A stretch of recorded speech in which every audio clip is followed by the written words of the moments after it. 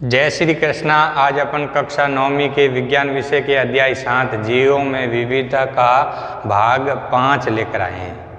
भाग 4 में अपने पढ़ा पादप जगत को वियटेकर ने मुख्यतः 5 उपवर्गों में बांटा, जिसमें भाग 4 में अपने 2 उपवर्ग पढ़े। पहला पढ़ा था अपने थैलोफाइटा। पादप जगत का पहला जगत है थैलोफाइटा, दूसरा जगत है हमारा ब्रायोफाइटा, और आज हम जिस जगत को पढ़ेंगे वो है तीसरा, यानी नंबर 3 उपवर्ग है, जिसका नाम है टेरिडोफाइटा।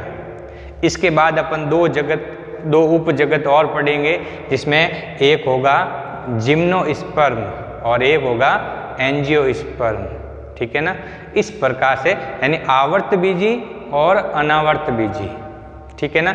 तो आज हमारा जो वर्ग है तीसरा वर्ग, जिसका नाम है टेरिडोफाइटा।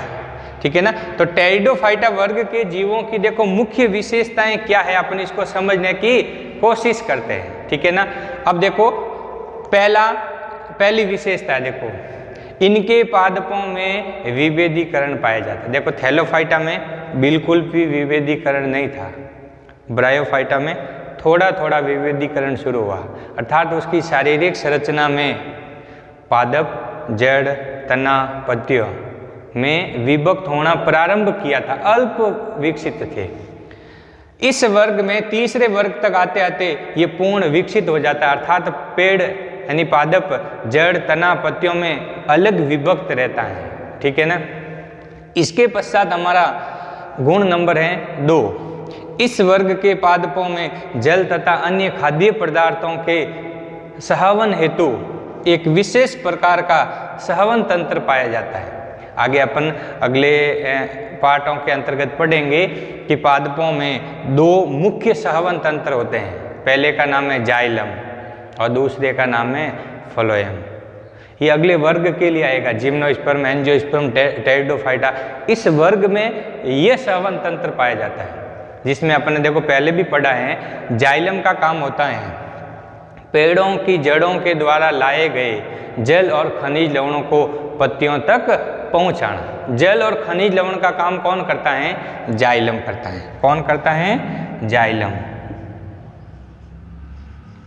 ये पादप का मुख्य सहवन तंत्र का पहला भाग है ना, जाइलम। जाइलम के बाद आता है एक और भाग है, जिसका नाम है फ्लोएम।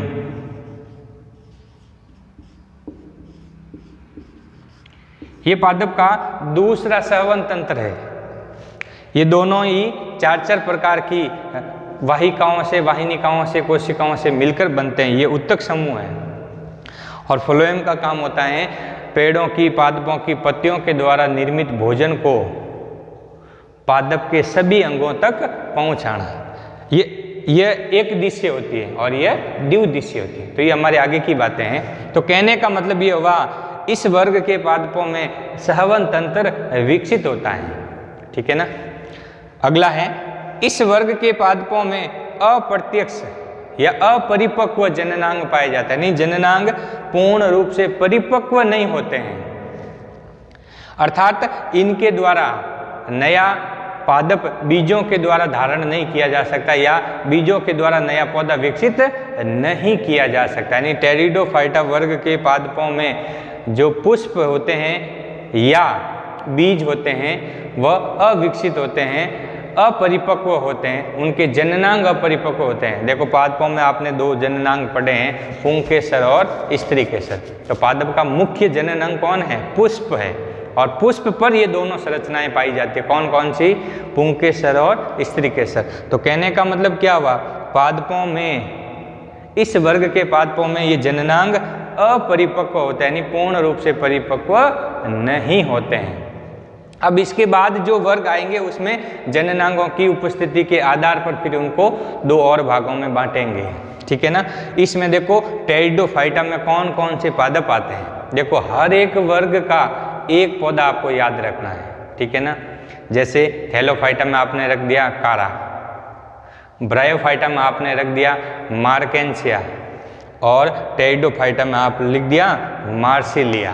तो एक शब्द से दूसरे को जोड़ के रखें। एक पौधे का नाम आपको हर वर्ग के लिए याद रखना है। देखो मार्सिलिया, फर्न, हॉर्सटेल, ये इस वर्ग के पौधे हैं जिनमें ये मुख्यतः विशेषताएं पाई जाती है। ठीक है ना। अब है हमारा एक छोटा सा टॉपिक, बीज की धारण क्षमता के आधार पर इनको और दो वर्गों में बांटा गया है। यानी वी टेकन है बीजों को धारण करने की क्षमता और परिपक्व या अपरिपक्व जननांगों की उपस्थिति के आधार पर इनको दो और वर्गों में बांटा है, जिसमें पहला आता है क्रिप्टोगैम और फेनरोगैम। तो देखो क्रिप्टोगैम कहते किसे हैं? तो क्रिप्टोगैम का मतलब होता है कि वे पादप जिसमें बीज धारण करने की क्षमता नहीं पाई जाती, यानी जिसमें बीज धारण नहीं होते हैं, अर्थात इनमें अपरिपक्व जननांग उपस्थित होते हैं, यानी वो परिपक्व नहीं होते हैं, इन्हें क्या कहते हैं अपन? क्रिप्टोगैम। तो आप इन दोनों को वेरी मोस्ट इंपॉर्टेंट लगा लें, क्रिप्टोगैम और फेनरोगैम। आप इसको वेरी मोस्ट इंपॉर्टेंट लगा के अपनी कॉपी के अंदर करें। कई बार एग्जाम के अंदर पूछा गया ये सवाल है, क्रिप्टोगैम और फेनरोगैम को परिभाषित कीजिए।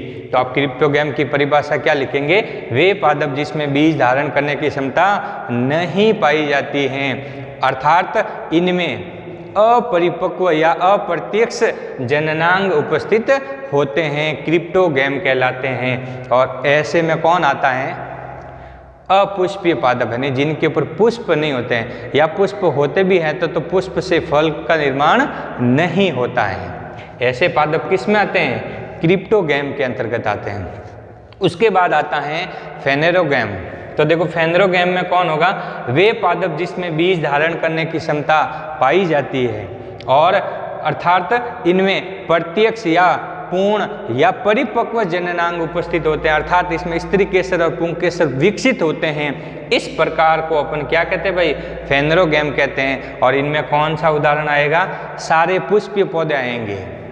और इनको बीज धारण करने के आधार पर आगे अपन दो वर्ग पढ़ेंगे, जिसका पहले का नाम है जिम्नोस्पर्म। देखो जिम्नो शब्द का मतलब होता है नग्न, स्पर्म का मतलब होता है बीज, यानी वे पौधे जिनके बीज के ऊपर कोई आवरण नहीं हो। इस प्रकार का वर्ग कौन सा है? जिम्नोस्पर्म, यानी अनावर्त बीजी। और एंजियोस्पर्म का मतलब होता है आवर्त बीजी, अर्थात जिनके बीजों के ऊपर खोल पाया जाता है, अर्थात वो ढके हुए रहते हैं। एंजियो का मतलब होता है ढका हुआ, स्पर्म का मतलब बीज, जो बीज ढके हुए रहते हैं उनको एंजियोस्पर्म।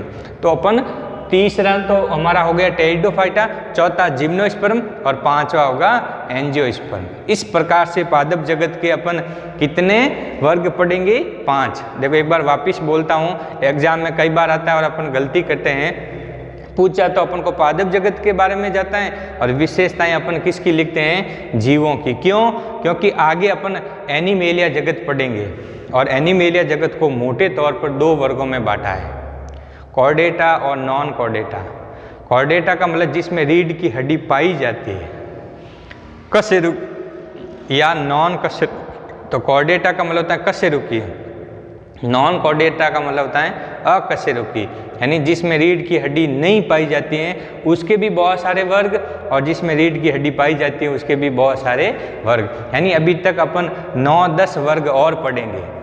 तो कई बार क्या होता है, इन जीवों के और पादपों के गुण आपस में मिक्स हो जाते हैं। सवाल पूछा टेरिडोफाइटा वर्ग के पादपों की विशेषताएं लिखिए, और आपने किसके लिख दिए?